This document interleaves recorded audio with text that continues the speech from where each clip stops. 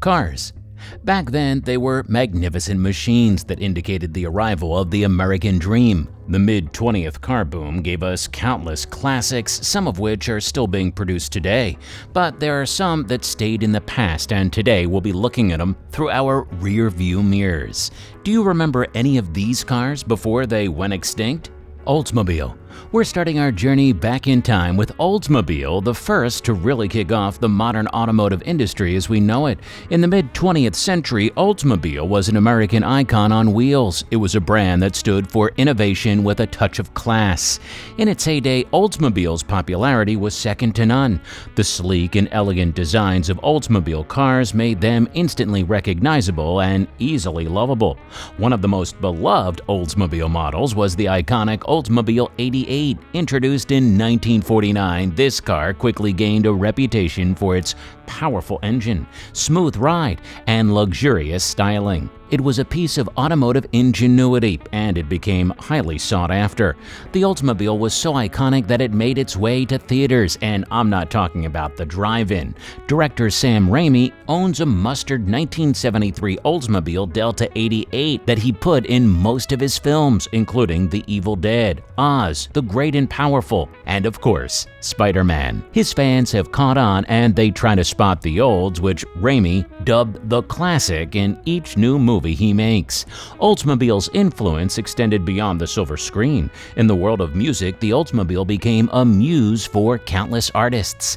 In the song Rocket 88, often considered one of the first rock and roll songs, Ike Turner and his band celebrated the power and speed of the Oldsmobile Rocket 88. The song became a hit, and the Rocket 88 became a cultural reference, riding the spirit of the rock and roll era. Pontiac. Pontiac was a brand that you thought of when thinking about muscle cars. They have hefty machines that captured the hearts of car enthusiasts and the eyes of everybody else.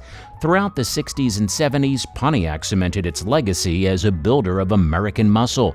One of the most famous Pontiac models was the GTO. The GTO, or the Gran Turismo Omologato, was a legendary muscle car considered by many to be the father of all muscle cars.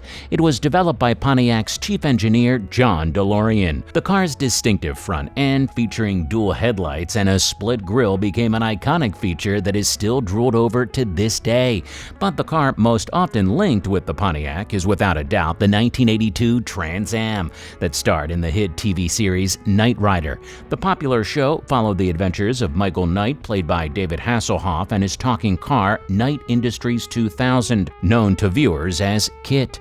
KITT was designed as a futuristic supercar with a sleek black exterior, advanced artificial intelligence, and a wide range of high-tech features, including a turbo boost system, a flamethrower, and a grappling hook. But it was the car's distinctive front end, featuring a sweeping hood and a distinctive split grille, that made it instantly recognizable to audiences around the world.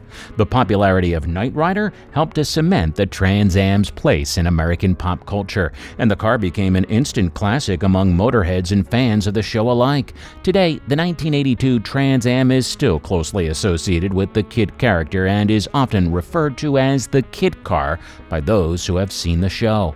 Hey, before we proceed with the video, please consider giving us a thumbs up if you're liking our little cruise down memory lane so far. Now on to the next car brand, which I'm sure the rebellious crowd will recognize instantly. Mercury.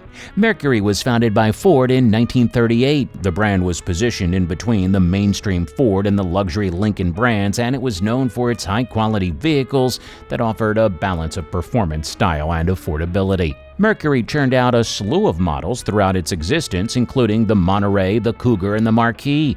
The brand was also known for its performance vehicles, including the Mercury Cyclone and the Mercury Comet, which were popular among racers. In the 1950s and 1960s, Mercury became a cultural icon, often appearing in movies and TV shows.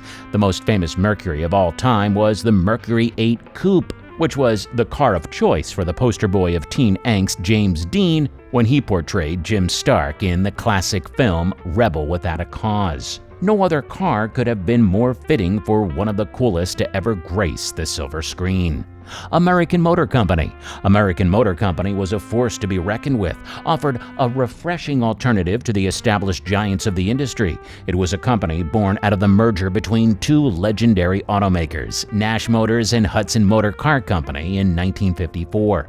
With their combined expertise and a dash of daring, AMC set out to carve its own path and capture the hearts of drivers seeking something different. AMC's popularity soared as it introduced a lineup of vehicles that challenged the status quo. One of their most iconic models was the AMC Javelin, powerful muscle car that roared into the scene in the late 1960s. With its bold design and impressive performance, the Javelin showcased American automotive prowess. But AMC wasn't content with producing only muscle cars. They also aimed to cater to the needs of families and individuals seeking practical yet stylish transportation. The AMC Gremlin, introduced in 1970, was a compact car that made a lasting impression. Its unique design, featuring a sloping rear end, gave it a distinctive look that turned heads wherever it went. The Gremlin became an emblem of the times, being thought of fondly by those who owned one. Most of you might remember the AMC Pacer from its appearance in the 1992 comedy film Wayne's World, as Wayne Campbell, played by actor Mike Myers, cruised the streets of Aurora, Illinois. In his electric blue Pacer, the quirky car became a symbol of Wayne's eccentric personality and love for all things offbeat. Studebaker.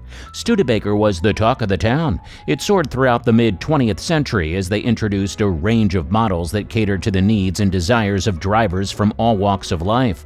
One of their most iconic creations was the Studebaker Commander, a majestic automobile that looked like grace and felt like power. With its distinctive grille and flowing lines, the Commander commanded attention wherever it ventured. But it wasn't just the Commander that stole the show. Studebaker had an array of stunning models that left an indelible mark on the automotive world. The Studebaker Avanti, introduced in 1962, was a sleek and futuristic sports coupe that boasted a groundbreaking design. Its aerodynamic shape and innovative features made it stand out from the other cars on the road, leaving competitors in awe of Studebaker's ingenuity. The Muppets became unofficial ambassadors for the brand.